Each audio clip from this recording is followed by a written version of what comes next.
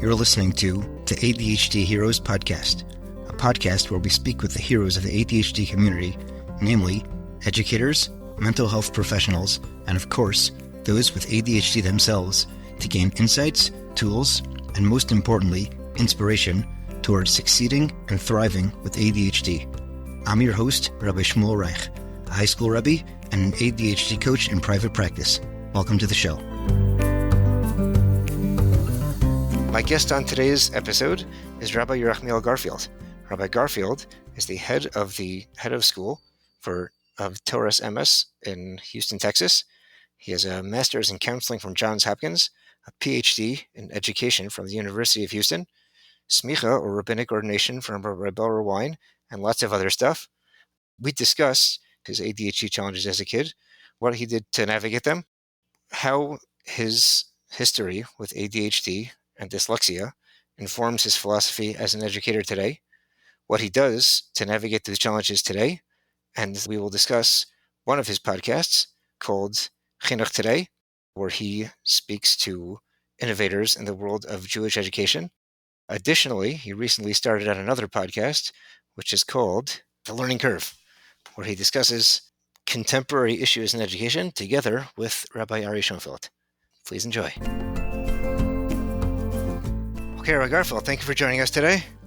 My pleasure. Excited to have you on. Thank you. One of the many unique things you're going to bring here today is the experience of ADHD from both sides of the desk. Oh, yeah. So before we get into that, just a little bit about yourself, where you grew up, where you are today, a little bit about how you got there, but details to follow. Okay, my pleasure. Great to be here with you, and thank you for focusing on this really important topic of ADHD, and it's so common and so important. I grew up in Philadelphia. I went to a local Orthodox Jewish day school there through 10th grade, and then I went to Sha'arei Torah in Monsey of Rabbi Wine, who I have maintained a relationship with and consider myself a Talmud. I have smicha from him. I learned in Ner Yisrael in Baltimore. I learned with Tzvika Shalevsky, the recent father of Tzvika Shalevsky. Yeah, and I was there for a while, then Baltimore. Then I moved to Atlanta, and I became the 9th grade Rebbe in a new yeshiva there, and I was part of the founding Anhala. I did that for about 10 years, and I've been in Houston for 13 years as a head of school of the local Orthodox Jewish day school here, which has Baruch Hashem grown. When I got here, I think we had 150 students. Now we have over 500. So Houston is really growing, and I've been honored to be part of that from the educational perspective of developing this school into a very large school. Wow, incredible. So you taught high school, and then you head of school, and you became head of school in elementary school. Yeah, it's preschool through 8th. I'd also mention that when I was in Atlanta, I had finished my degree that I started in Baltimore from Hopkins in counseling, and I served as the school counselor in the elementary school in the afternoon. So I had that sort of dual job. I was a Rebbe in the morning, school counselor in the afternoon, youth director on Shabbos, trying to cover the bases. And anyway, so I in that role, I got involved with some of the outstanding challenges that exist and some of the issues involved. And that sort of led me to the principalship because I felt like some of the issues were more systemic and I had what to offer. So that's sort of how it evolved. Excellent. Wow. Okay. Yeah. So let's, I guess, roll it pretty far back. What are your earliest memories of your own ADHD? I assume back then you didn't know what it was, but your first thing memory that you associate with ADHD. So, I definitely had a very, very difficult educational childhood. It's funny because I recently reached out to the school that I went to and asked them to send me the records, my school records. And so I, as an adult, am going through these records. And it was so nice of him to include all the internal documents and the notes and even things that a normal person wouldn't necessarily be privy to see. And it goes back in a way, I don't know if the right word is depressing. It caused a lot of emotion for me to see in first grade. Okay, the teacher's already reporting that I'm not participating during davening. I'm not focused. I mean, I don't really think it goes back. I don't think there's a kindergarten comments there, but it goes back to first grade where I already was not performing in quote unquote the normative way. Now, I think it's important to note that I also have a form of dyslexia. I'm not sure how severe because I wasn't diagnosed back then. It's just more of a retrospective diagnosis. But the whole idea of language and focus and what's going on in class and being able to be organized, I mean, that is the story of my childhood. And it's amazing to look back at those report cards and just see how it's so clearly documented. Just fascinating. So the, to get to the answer your question, it's part and parcel of my entire educational experience all the way through. And I never did my homework. I never brought things home. I never knew what the test was on, when it was. I never read the books. I never, I have no academic experience. I think I did one project in fifth grade. I actually wrote a report on Hitler that my mother kept for all of time. I think she still has it because it was like the only piece of actual work I did in elementary school. And so it was quite a rough ride. Right. Wow. Sorry. How did the school react? I mean, back then, I think you're a little older than I am, and back Yeah, then, I'm in my 47. So, I'm 40. So, okay. when I was a kid, they didn't, let's say they didn't know as much as we know today.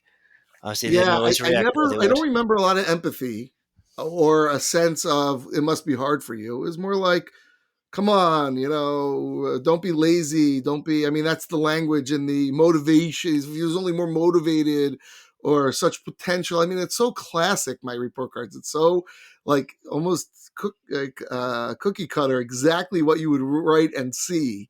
And so that's how I remember it. A lot of disappointment from a lot of adults in my life. I think my parents really handled it quite well in that they separated my identity from my school performance.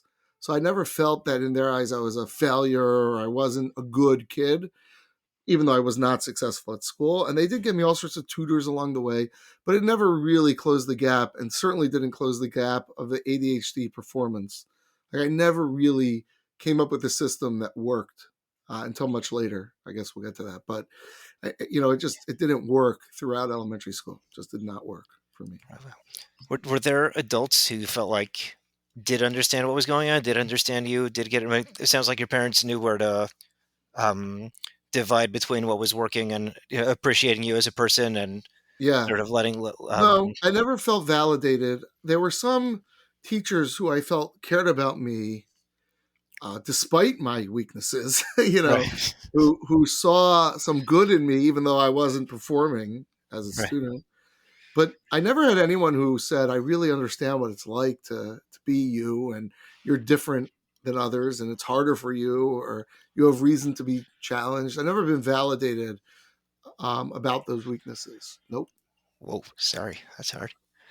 Yeah. Did you did you have adults who saw your other strengths and like tried to harness those? In elementary school, very few. There was one Rebbe, my fifth grade Rebbe. He's still, I don't think not a Rebbe. He's still Baruch Hashem, living in Philadelphia, Rabbi Aaron Gold. I hope if he hears this, that would be really spectacular. Or if someone else hears it and knows who he is, please tell him. His son is Rabbi Yisrael Gold, who was in Savannah for a long time. Um, anyway, he was very loving, but I wouldn't say that it was an academic relationship. It was just a human relationship. So I know I never really had anyone who, until I got my act together, which I guess we'll talk about it. There was a Right, point when I got my act together, and then I got a lot of love and accolades because I was academically performing. right, But when I was struggling, I never felt any appreciation or recognition. right.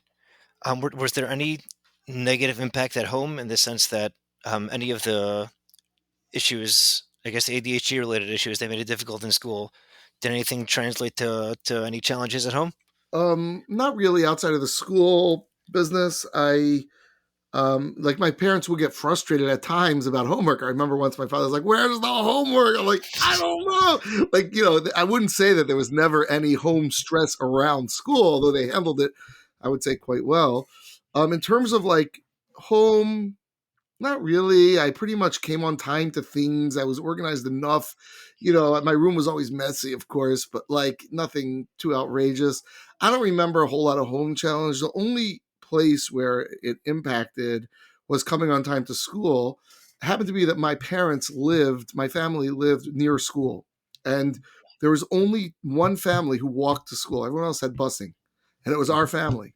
Oh wow, okay. And as I got old enough to be able to go to school on my own, my timely attendance went down significantly. And I have that in the report cards too. It's almost comical how they communicated that through writing. But outside of that, I don't think it really impacted me in my family life.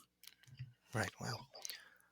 Um, Looking back before we move on to the years that the years after elementary school, um, what would you have wanted the adults in your life to know?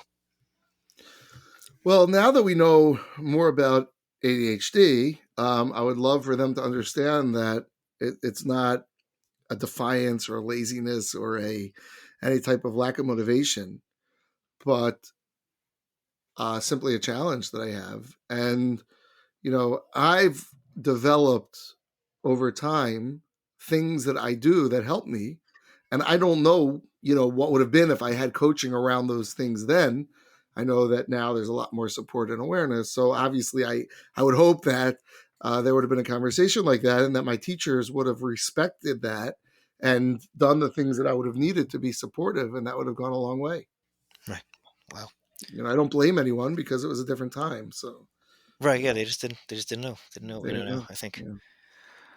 Yeah. So moving forward, um, when did you realize? I guess when did you pick up strategies that were effective for you? At what age? So I went through a remarkable transition in high school. I will put out there a challenge that I've put out in public in every place, which is, and I'll put it out here Good on deal. this very podcast, which is I believe I have the worst report card ever given out. It has to be actually given out in eighth grade, you know, mailed to the house. This is not something that you don't get kicked out. I believe I have the worst report card. It's comical.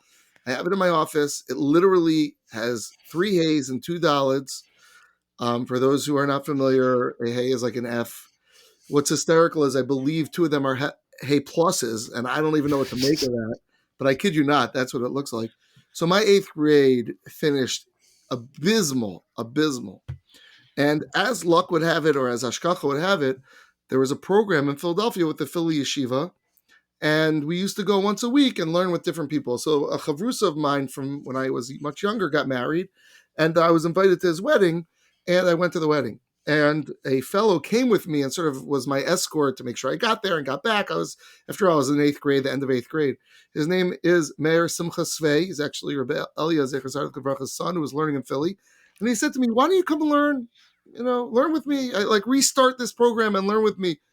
So what happened was in the beginning of ninth grade, I started learning with him. And I had an amazing Rebbe. His name is Rabbi Ari Medetsky, who is now in Muncie in Radinsky's yeshiva, which I believe you are at, and we're roommates. Yes. Yes. I'm So fortunate enough to this is see my him every ninth day. grade Rebbe. And the combination of having such a caring and wonderful Rebbe, which is Rabbi Medetsky, and He is. learning with Rabbi Svei, at that time he wasn't Rabbi Svei, today he's certainly Rabbi Svei, and we ended up learning nightly Oh wow. for 45 minutes. Yeah, my father, he gets a lot of scar for that because he would drive 15 minutes from my house or 12 minutes from my house to yeshiva. And then I learned for 40 minutes. And then I don't know what he would do. He'd wait for me, I guess, every night, and then take me home. It's And pre cell all of phones a too. sudden, Right? what's that? It's pre cell phones too. Yeah. Yeah. I don't Yeah. know what he did. I guess he walked around. And as a result of that, I started getting A's. I knew the Gemara the best in the class. I was all of a sudden like an all-star student because I wasn't really learning in class, but the one-on-one focus and Gemara, thank God I have other strengths, besides the weaknesses in terms of intelligence and understanding the Gemara. And all of a sudden I was an all-star Gemara. I went from literally F's to Aleph plus in 1 year, in months. And that experience really was the beginning of the change for me because for the first time I felt like I could do this and I have strength and I'm the smartest kid in the class. Can you imagine? I mean, it's just Wow. crazy. That's incredible. What? Yeah. And the next year they put me in the highest, it was like a local high school. It wasn't really like a yeshiva. And they put me in the highest class with 12th graders. Wow. I learned Kedushin that year. I continued with Meir Simcha. And really my life turned around in a very serious way because I felt success and I knew I could do it. And, it was just a game changer for me. Was that it? Meaning the one-on-one attention? I guess the patience of the one-on-one attention, Yeah, the focus of the one-on-one it attention, was the focus. Yeah, it and was then the and then the focus. confidence. Yeah, It was the focus and the attention and his engagement. He's a wonderful person and very engaging and respectful of me. It really engaged me in a very mature way, and thank God I was a very sophisticated thinker. Right. It wasn't like I understood it. It wasn't hard. It was just the language and the reading was always very difficult for me, and accessing the Gemara in that way. And so he helped me with that. And as I found success, I sort of outgrew that local high school religiously also. I was exploring religion, and that sort of helped me sort of connect religion and learning and all that. I ended up switching to Rabbi Barrow High School, Shari Torah in Muncie. Interestingly, I tried out there in 8th grade. I didn't get in because I was, Wow. as I described, I wasn't exactly a specimen of academic ability. But in 10th grade, when I came back, they were convincing me to come. I remember they were very positive about me. Have they And I ended remembered up you? working there for 11th and 12th grade, and I did amazing. Baruch Hashem. Like, I remember my first test. I remember this like it was yesterday. I got like an 87. It was Right. Gittin, Rabbi Abramsky. And for me, getting an 87 was like, wow. On a Gemara test, like, whoa. It's funny. And just one thing you made me think of, I forgot to mention, my situation was so bad. My mother made me a deal that if I get any report card with all A's and B's, it could be all B's, Right. any report, she'll take me anywhere in the world on a trip. Wow. I never got it till then. I mean, at Till that then, point, I right. was already, yeah, that was the standing deal we had, just to give you perspective on my educational prowess. Anyway, but so when I went to Shari Torah, things really started to click, and I was really into the learning.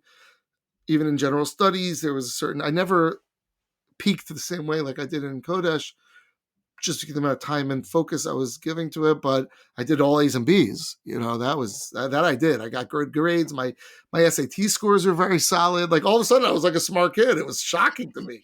Did you go on that trip? Um, I took plenty of advantage of my parents' generosity in that regard. Right. I never really cashed in the trip per se, but I went on a lot of summer programs, NCSY Colo, things like that. So no complaints, mom and dad. You took care of it. But yeah, Excellent. So once you're in Shari Torah, so now you don't have Rabbi Svei. yeah. So what tools did you learn for yourself? So it's funny. I never thought of it as addressing the ADHD or addressing the dyslexia aspect specifically, because I never was really. I wouldn't say I wasn't diagnosed. I wasn't diagnosed with dyslexia, that's for sure. But even the ADHD, I think I was diagnosed. I have the evaluations in my file. I have to look at more carefully. But I never approached it as an intervention style for that. But Right. I just slowly learned about myself and about how to focus and maturity and motivation and success and relying on my strengths. I can't say that there was a specific like intervention strategy I used, but just I put in the time. I was highly motivated. I was intrigued by the subject matter. I was finding success. I was religiously motivated. And so that all came together and really gave me the ability to get things done. I still had struggled in the general studies with organization. That's always been my challenge. You know, Keeping track of assignments and the details of that. But so I never really like mastered that. Or reading a novel or something. I always had to like sort of figure that out, an alternative method for that. But What were outside some of of those? that, I started doing well. What were some of those methods? Well, you used to have the Right, spark we notes. had those guys back then. Yeah, and you had your friends, and you had just intelligence. A lot of times you could sort of the guess the necessary thing. So I guess in a little more detail, what did it look like? What did harnessing your strengths look like, and what did being motivated look like? In other words, you hear a lot of people saying, "Oh, if only you were more motivated," blah blah blah blah blah. Right. That's not what you mean. You mean you're motivated for real. Yeah. Um, so what did that look like, and how did you take advantage of it? I think it was that I had found success in the ninth and 10th grade Right, and enjoyed. There are parts of the Gemara learning process that I really enjoyed. I'm a big guy of debate and discussion and like the ideology of it and conceptualization. And all of that has nothing to do with ADHD or dyslexia. In fact, it's an area of my strength. right, So I think as the learning, it's like you learn to read, then you read to learn.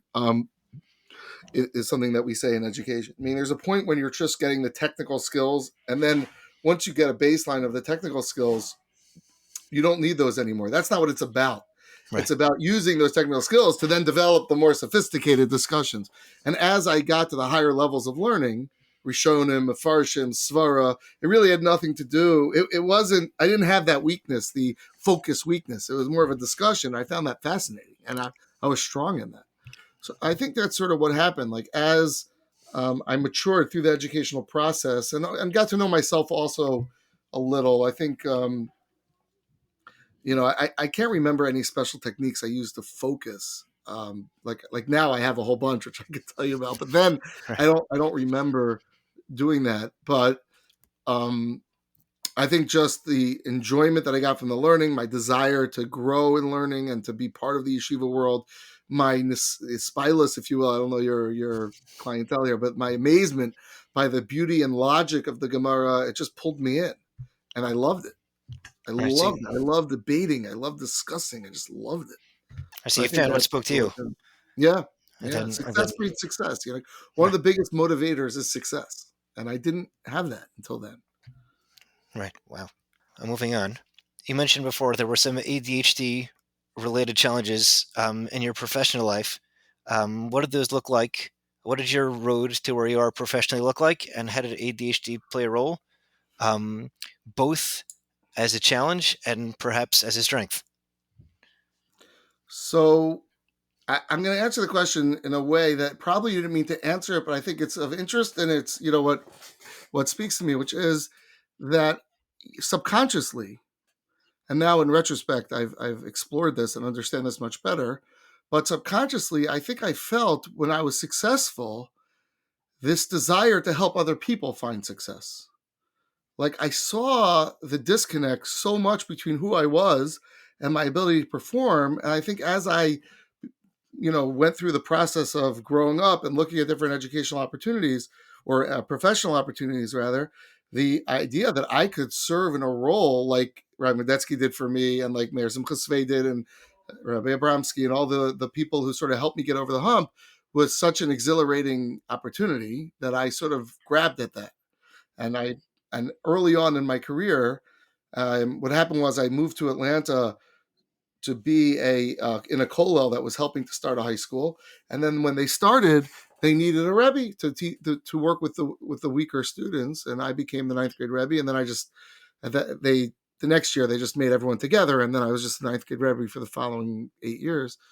And I think that part of what excited me about being in chinuch is opening that world to other kids and to people. And so that sort of, I remember very early on, I always really got excited by helping children find a way to success. I remember early on, I said, it says if there's a will, there's a way. So I inverted that if there's a way, there's a will, meaning Ah, that that's if a child fantastic. feels they could find a way. And that's really been the calling card of or the hallmark of my career all the way through has been creating opportunities for children to connect to their emotional. Is there more heilige thing a person could do? I get tremendous chizuk and inspiration from that, and I've built my whole school based on that. And in terms of like my ADHD as a impediment or as a role in like the mechanics of becoming who I am, it really hasn't played a role. I've been able to sort of neutralize that. I think a principal has to be organized, Right, critical, right, less so a Rebbe. But when I became a principal, I knew that.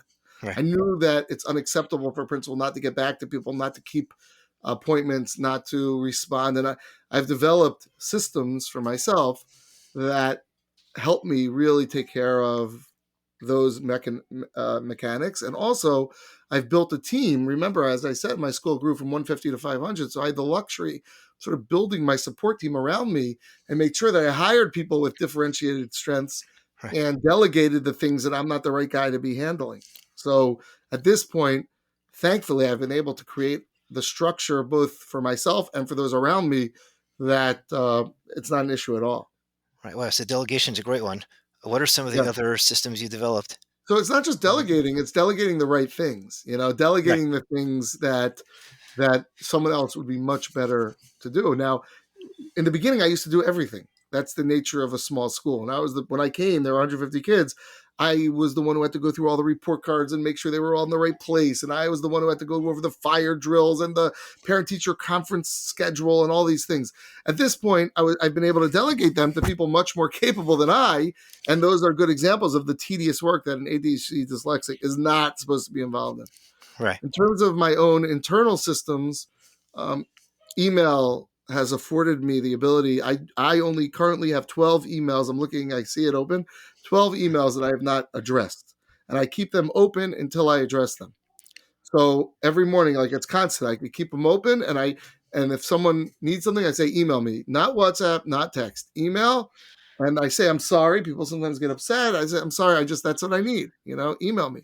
And I don't make any schedules without putting it on my calendar through my Google app, and I see it there, and every day, and I know where I have to be when I have to be there because of that. And so I'm extremely strict about that, and that helps me a lot. Excellent. Wow. You brought up the dyslexia a couple of times. I guess what's that experience like for you? The combination of dyslexia and ADHD. Yeah, that's Before a you answer, huge I have to give a piece. shout out to your Yeah, last podcast episode that I listened to yeah, with Alana a lot of Weinberg. Weinberg. Really, really good. Highly Yeah, recommended. But go ahead. the podcast, as you referred to, is Chinuch Today, I believe. Yes. Okay, yeah, thank you. Yeah, I love that podcast, and she is really special. That was great. So dyslexia, just for those who aren't familiar with it, is like a disability with language, with reading, and short-term memory of abstract concepts. So if you just tell me some nonsense, like why the word whatever is spelled that way, which is, sort of nonsense, why potato is spelled, who knows, right? So it's just hard to retain that, Hebrew and English. So I learned how to read late, and I wasn't a very smooth reader. Thank God I've sort of overcome that, but Hebrew and English, and memorizing translations that are just like random, as I've learned the context of words and I have become more aware of the Gemara and all that, it's very easy for me, but it took a long time to get over that. And you can imagine elementary school has a lot of that, a lot of, reading and writing and spelling and all that stuff. It's just not an area of strength of mine. So that was always sort of on me, always like a burden, in terms of the work, in terms of so you have this ADHD, so I'm not even focused and I can't even perform. Right. It was really difficult. It was a difficult place to be. And, Right on. I'm guessing with the ADHD, based on the way you're describing the dyslexia, the uninteresting things were like all the more uninteresting, which made it all the more difficult to hear them. yeah. Not just because of ADHD, because of dyslexia too. Yeah, yeah. And then there's also this ability, another piece of it was a lot of anxiety around performance because, think about it, in a classroom, they call on you to read. Oh my gosh, that would have been like horrible. Or bar mitzvah relay. I laned in the end, but like all the things like getting an aliyah, getting called up for haftarah, anything where you're going to be reading in public, which in school happens. You take turns, they call on you. Tremendous anxiety around being in class and being in that. Wow. How'd you get through that? What'd you do? It was difficult. I don't have a great answer. I remember in 12th grade, this is one of the, this is like a good example of, you'd never know what I would be going through, but I had an old friend who got engaged. I actually remember who it is, an old lady who was in NCSY who I knew, and she got engaged to a guy at Shari Torah in Muncie. And I think the Chassan passed away, Rabbi Sandberg. I'm not sure. I lost track of him, but he had his Sheva Brachas in the dining room. Right. And one of my biggest fears in life would be to be called on for a bracha, Sheva Brachas. I don't know the brachas. Now for all the listeners, I'm good. I know the brachas, but then I didn't know them. And to call and read it publicly, and it's a scare of my life. It's hard to explain the level of fear. Remember also, I was in 12th grade in Shari Torah, and I was a big masmid, and I was matzliach in learning. Right. But to have to perform in front of the whole crowd with a kos, with all the rabbanim there, total nightmare, panic attack. And thank God, in a maisa from Hashem, the Kala told the guy with the wine to give it to Garfield, but he heard Carfunkel. Oh, wow. With a K. Right. There's a friend of mine, his name Rabbi Garfield, who's now a Rav in Toronto, who's somewhat connected to. Anyway, they gave him the bracha. He's like, he had no clue why he got the bracha. He had no shaykhs to the situation. But thank God he did it, and I was saved. But that is an example of just the anxiety. It's just like remarkable. Wow. And Yeah. you just plowed through them and you just survived, whatever. Yeah, here I am. I mean, but thank God I made a few mistakes along the way, but I'm still alive. I am still alive, and whatever, Excellent. Wow. Okay, so how does your experience with your own ADHD? Well, I should add, for those of us who are regular listeners to Chinuch Today podcast, such as myself, and I hope many more, and hopefully many more after this interview. So we're familiar with your philosophy about students, which became a philosophy about parents and teachers and even heads of school. Very good. Well said. So how does your Which your own, is sorry? Yeah, I was gonna say that I do know what it is. okay. Just to prove it, students are good. They want to do good. If they're not doing well, it's because There's a you reason. don't know how. There's a reason. Okay, I was close. And it's the job of adults in their life to find out what that reason is.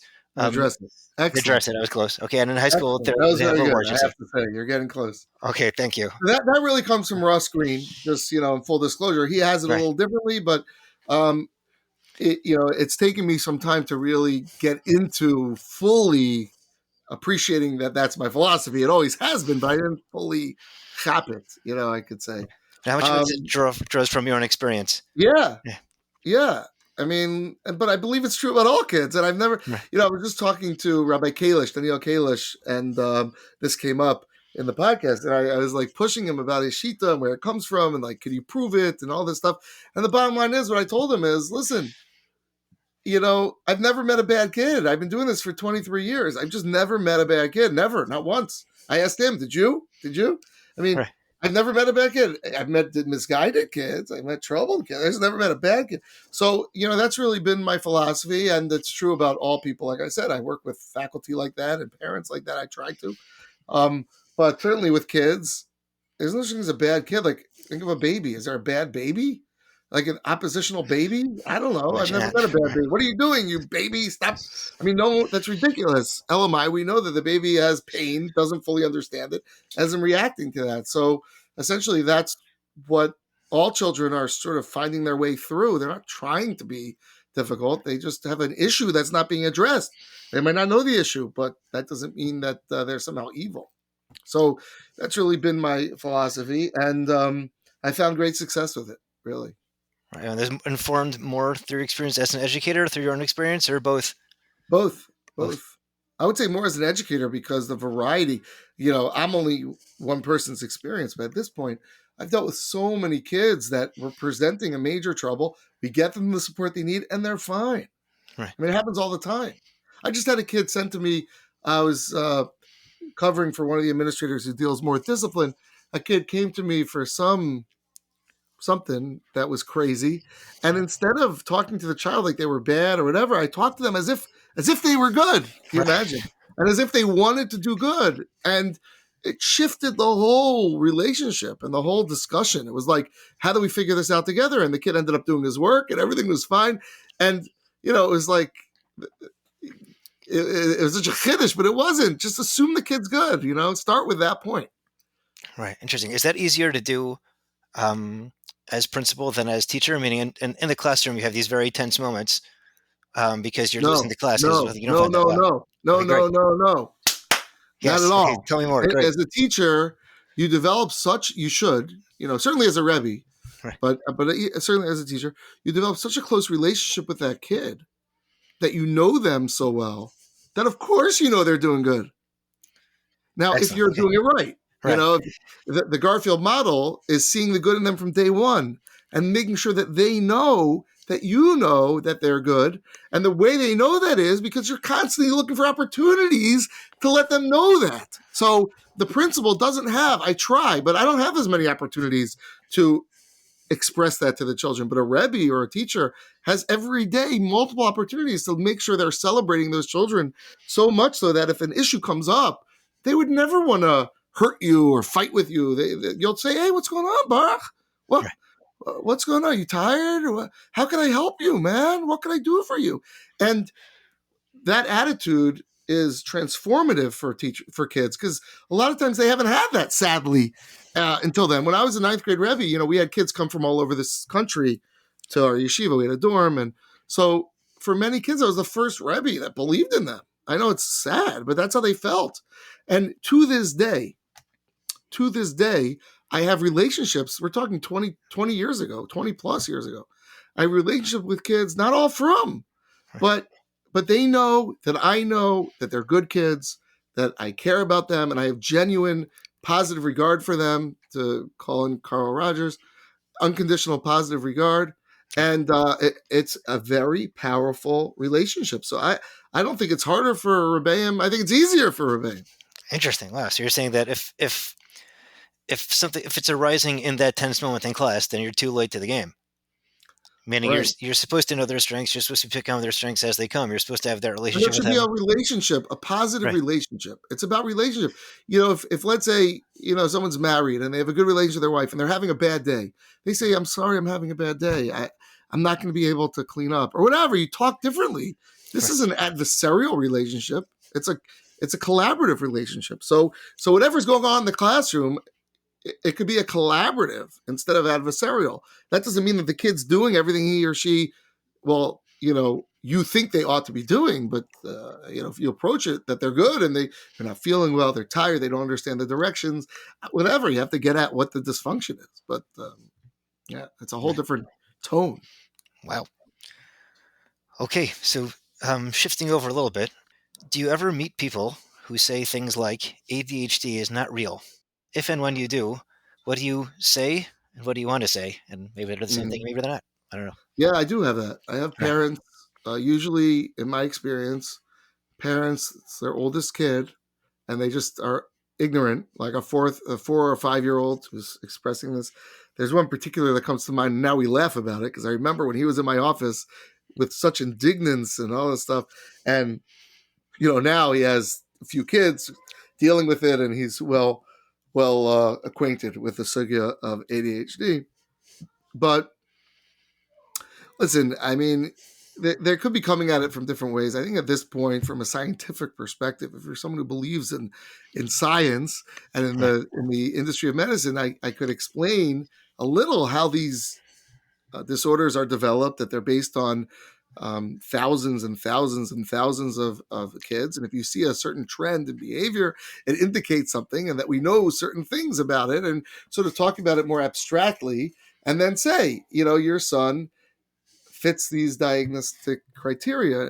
If I have found what's so fascinating is if you let a parent read a description of an ADHD kid, like just whip it off the internet and just read this paragraph, Right. they are like, how did they know my kid? Like, how do you know my kid has trouble getting up in the morning and getting his clothes on and remembering his stuff, and he comes late to things and he is forgetful, and sometimes he gets hyper focused on his computer game or a book, and they read this whole description and they're like, that is my kid. And you're like, well, yeah, that's, Right. It's a very powerful experience for parents. So, it takes time, like anything. No one wants to hear that their child has a disorder, but I've found that generally with time, parents will come around.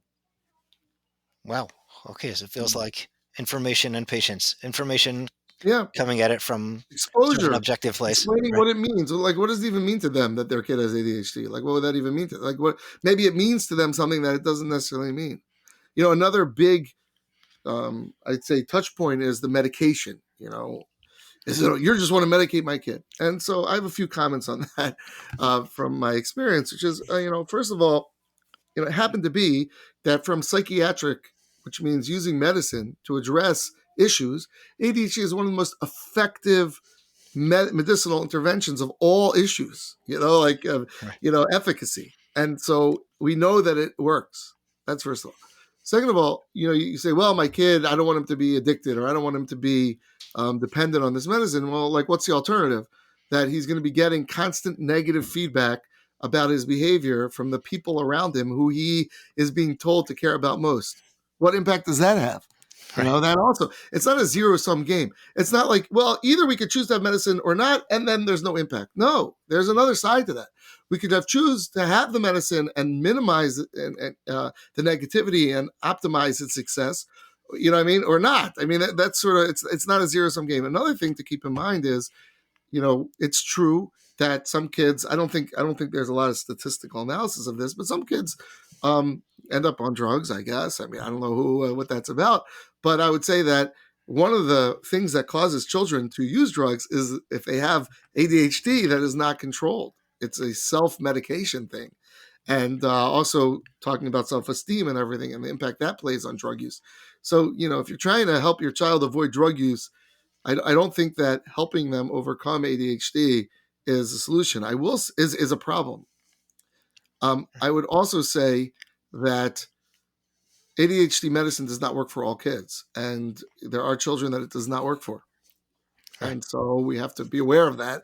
But if you are lucky enough that you could just use some medicine and it helps the child overcome some challenges, I think it's worth exploring. Right.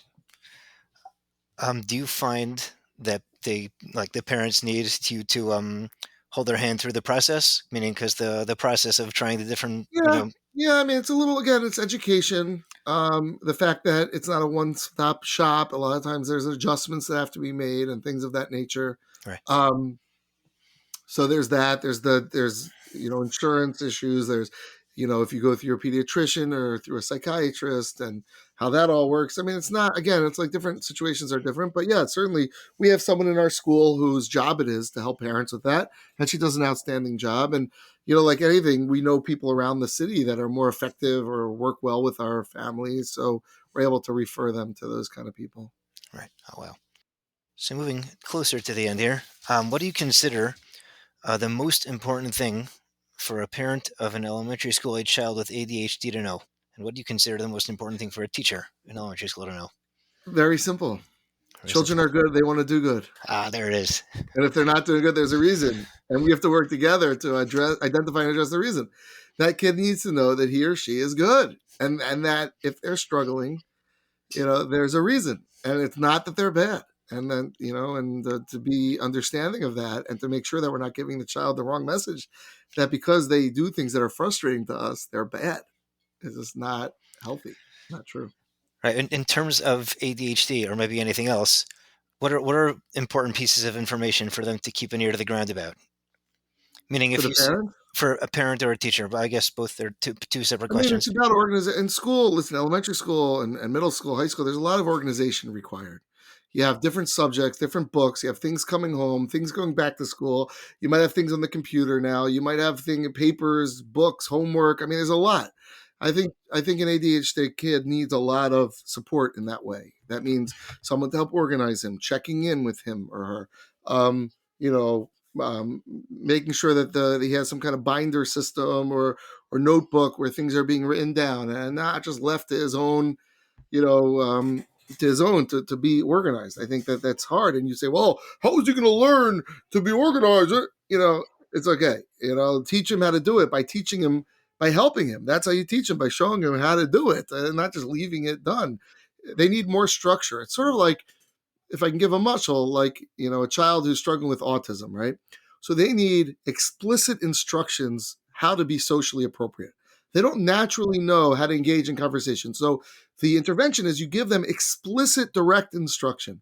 You say hello, and then how are you? And then, explicit and direct instruction. So I would say it's the same exact thing with organization and ADHD person. They need more explicit and direct instruction than a normal person would about how to be organized, how to stay on time, how to stay on task. Excellent, excellent. So in short, they don't know how. So these They things you don't need to teach them naturally how. know how, and they No, need more support. That means more check-ins, more structures, different kinds of books, organization, different compartments. I don't know, whatever the different things, that are going to be. Yeah. right. Excellent.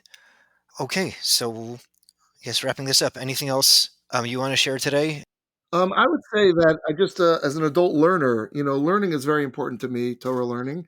And I haven't lost, thank God, I haven't lost my love and interest, but I've learned some real techniques that have taken me time to develop. And I know myself as a learner. I didn't mention this, but I have a doctorate in education, and the amount of work that was involved in that um, really helped me focus. Like one thing is, and it's just my own thing, Music helps me focus. It's almost backwards because you'd think it would be distracting. But if Right. I really want to focus, I put in noise cancellation earphones. And Right. even when I'm learning, you'd Right. say, how chutzpah to learn. For me, that works. I put in noise cancellation earphones and I could focus for hours. That's one thing. Caffeine is helpful to me. I drink coffee, and I Right. know I didn't realize it, but I was self-medicating, almost like a Ritalin stimulant. But it helps me a lot. I love coffee. I love what coffee does for me, and it helps me focus. Having a clean workspace. I mean, there are things that really make a difference for me. Not being home, I have trouble focusing at home because there's a lot of distractions. Like if I go to the base medrash or to a library or a place, to work. So there's all these things that took me a long time to develop, but now that I'm an adult, it really helps me focus, and I'm able, Baruch Hashem, to really accomplish a lot. Also, being okay with, and this is a really hard thing, but being okay with being different. And you'd say, of course you're okay with being different. You're so old, but it's not. It's like, especially around davening, or davening is one of the hardest things for ADHD dyslexic.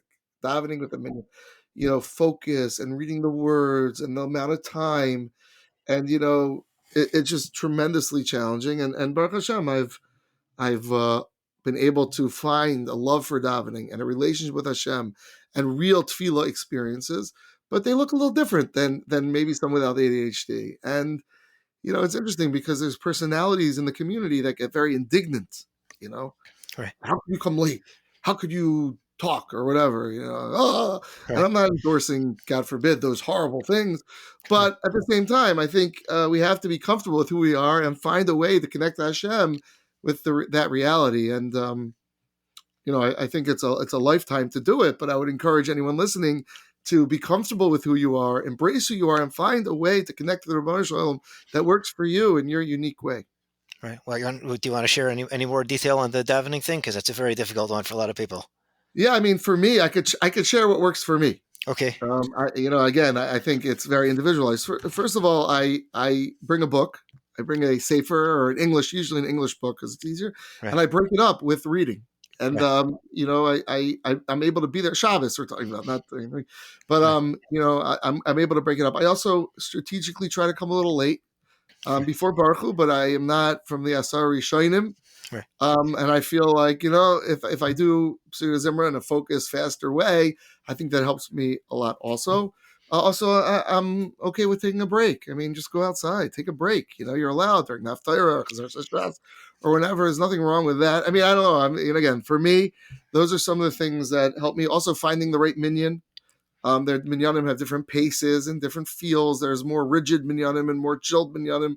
Right. And so finding a minyan where you're comfortable, I think, is important too. So, all the things together and being okay with it. It's okay. Relax. I think there's so much anxiety pumped into us in yeshiva, at least, about minyan and being on time and being so rigid. And it's just not, it just doesn't work for me. I will just say that. I'm not faulting the mechanchim who do that. It's funny, like as a manal, so during davening, I walk around, I make jokes to the kids. Everyone else is all serious, and sometimes they look at me like, "What are you doing?" But because I have that background that I'm so sensitive, I don't want anyone to be traumatized by Right. our davening in school. Sure, we could get them to sit quietly by giving them the evil eye and the stare down, and they'll sit there. But I don't think that does good for the long-term relationship with davening. So especially the kids who I know have a little more challenge with it, I go over, I say nice sneakers, or I say how's it going, or I make a face at them, or I try to mutcha them a little to try to break it up. I don't know. I've gotten some negative feedback about that from people who question that practice. But listen, my Rav, I had a very special Rav, Avram Yitzchak Levine, Zecher Tzadik Levracha, Did a who was podcast on him also. Yes, I did too. Yes. Yeah. I did when he died, and now his first year at site, I interviewed his grandson. Right. And he was just a loving, accepting person Right. who felt that religion, Yiddishkeit, is a happy, fun thing. Right. It's not a sad, serious, solemn. I mean, there's a time for being solemn, but the general approach is to be besimcha and to be natural and to make it fit. And so that's sort of the Messiah that I have in terms of these inyanim. It should be enjoyable. It should fit. It should feel good. Right. So. looks like you're really in davening in particular. Looks like you're really drawing from your own personal experience to share with these kids. I'm sure it makes a huge difference. Yeah. I try to, of course, I have to balance it, but I think that so many adults I know, it's like almost an epidemic. Don't go to davening. There's so many adults that avoid davening or stand in the back or don't engage, and I think it's because a lot of people partially just have a negative association with it, and I just think it doesn't have to be like that. Right. Well, okay. So wrapping this up, anything else you want to say? Any more words of hope? I think that Baruch Hashem, life is long, and we have to be cautious not to hyper focus on a certain stage, especially with young children. They grow out of things, they learn things, and it's so important that parents give unconditional positive regard to their children for who they are as the building blocks, especially in Ruchnius. The Rebbeim and the Torah environment has to be one of positivity and love. And when that's done, great things could sprout from it. Okay, amazing. Rabbi Garfield, thank you so much. And one more plug for Chinuch Today podcast. That's right. Check me out. Chinuch Today podcast. Excellent. All right, my friend. Okay. All the best. Thank you so much. Take care. Thank you again for listening to this episode of the ADHD Heroes podcast. For questions about the podcast, you can email us at adhdheroespodcast@gmail.com. Also, for sponsorships or to share your story, your ADHD story, you can also email us at the same place, adhdheroespodcast@gmail.com. To be in touch with me about ADHD coaching, writing, or speaking engagements, you can email me at rsreichadhdcoach@gmail.com. Be sure to check out my website, rsreich.com, adhdcoach.com.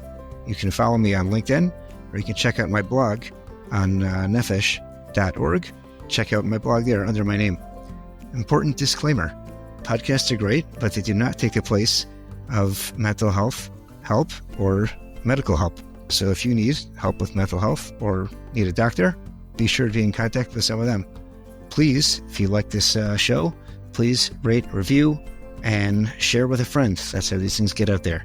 Thank you again for listening, and thank you to our producers at Pretty Easy Podcasts.